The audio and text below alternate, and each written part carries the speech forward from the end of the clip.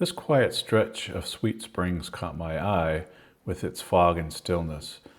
But instead of keeping everything subdued, I want to bring out more life in the painting, brighten certain trees so that they glow, deepening shadows for drama, and letting contrast shape the mood. The painting becomes less about recording the scene and more about capturing the energy and atmosphere I felt while standing there. This is the charcoal sketch of the watercolor I'm going to be doing. I made this along with a water-soluble graphite sketch, and those can be seen here. For this sketching section, I boosted the contrast and reduced the color so that you can see my light pencil sketches. I'm going to start the process by sketching in the large shapes and areas very lightly with a mechanical pencil with HB lead.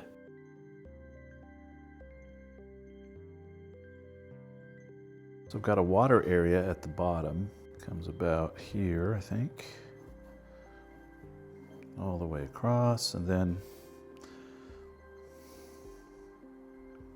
actually like that, and then cuts in a little bit here, comes up here, and then we've got this nice hill comes off of there. Then above the water area, there's a little bit of shoreline that we can see.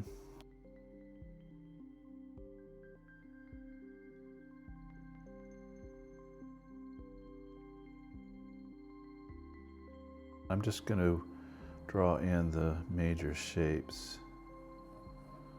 I'm not going to make an actual drawing of what it is I'm painting. And then along the top here, just some guidelines. Now in the middle area here, I'm going to have a tree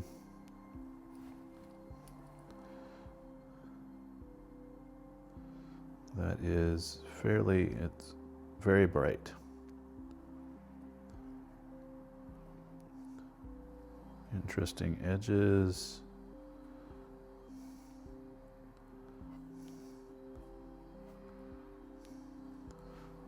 Something like that. I'm going to begin the painting process by wetting in sections of the sky and then charging in some cerulean blue in various areas. It's going to dry very light. The sky is definitely not the subject of this painting. I'm using a very light mix of cerulean blue for the sky.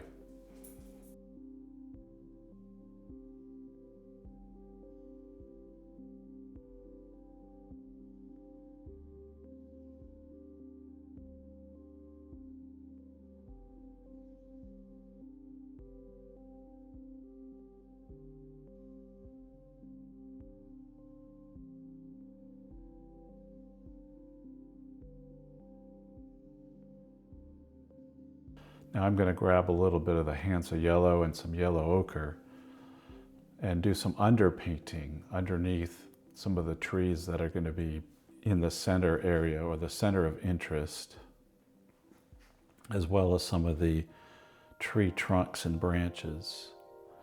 The plan here is to lay in this underpainting, let it dry, then put in some fairly dark pigment over, and then scrape back some branches and tree trunks. When I put the darks in next, I will paint around some of the trees, leaving that yellow that you see.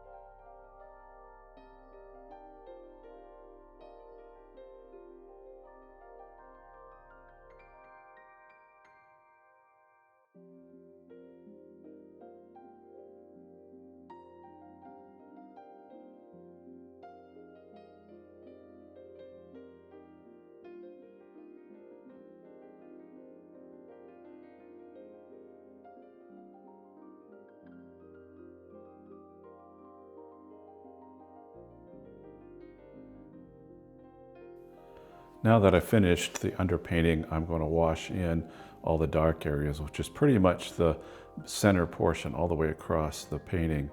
And I will vary that mix, warm and cool, as I go across. Keeping in mind, I want to make the edges tree-like. I'm going to switch to a smaller brush to accomplish that in a moment. The tip on this particular big wash brush isn't as pointy as it used to be. Using negative painting techniques, I'm going to paint in the grass or paint around the grass at the bottom there on the shoreline. We want that to stay wet.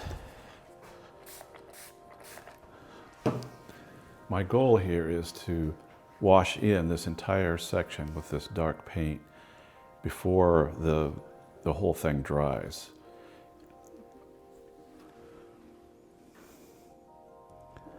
And we want variety of hues.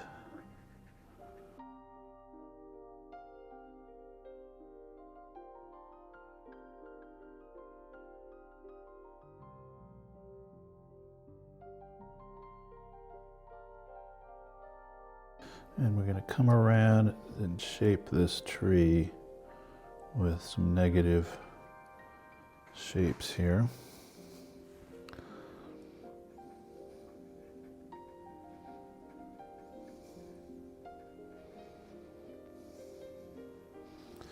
Okay, let's make sure that stays activated. I use that water spray mister to keep the whole painting moist until I get to the end of this wash.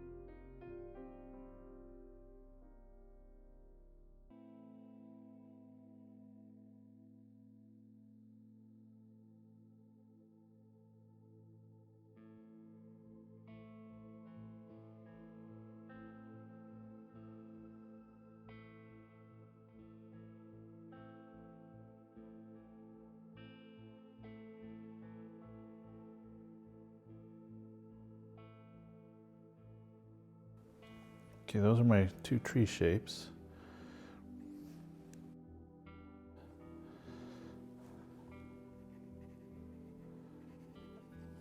Now I'm shifting more blue tone here. Come back here, just make sure things are still moving. I don't want too much of that puddle up in there. And we'll come over here.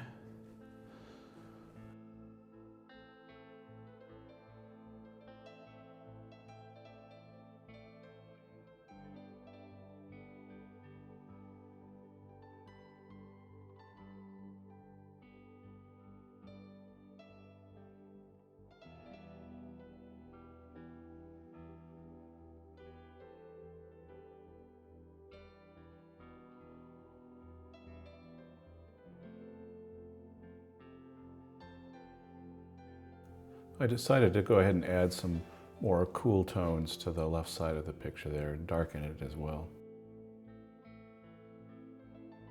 Like I said previously, my goal here was to vary the wash from warm to cool across the entire painting.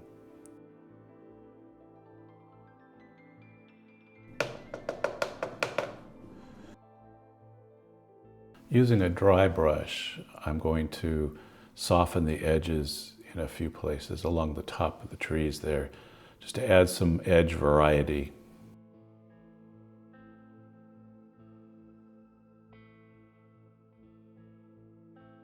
Now I'm going to let it dry just a bit just until the sheen starts to disappear on the surface of the paper. And then I know it's time to scrape back. I can tell this is probably too wet down here, but some of this isn't, so I'm going to scrape up. So I'm using the corner edge of a palette knife to make small scrape marks, and then also a credit card to make more of the tree trunk, the larger tree trunk shapes.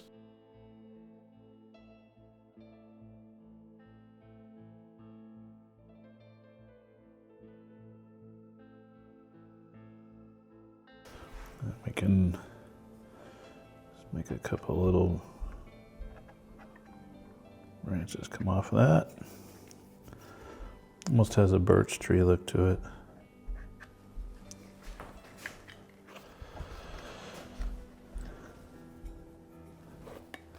This area here is getting pretty close.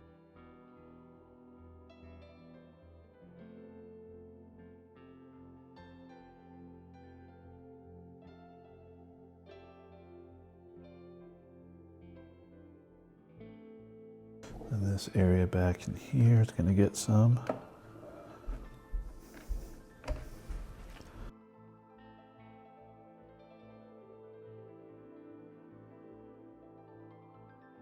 Let's see, we've got a bit of a crossing one here.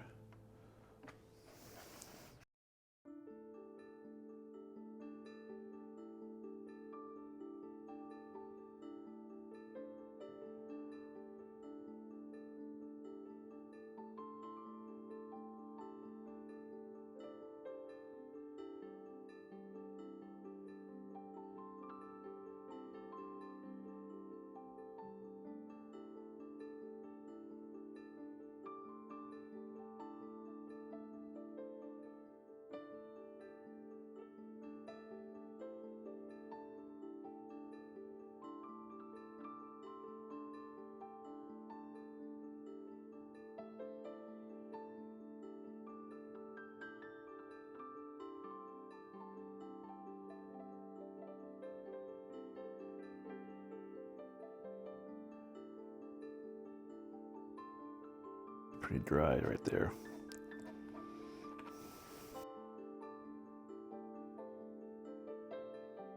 And let's see, how about one that comes all the way down here?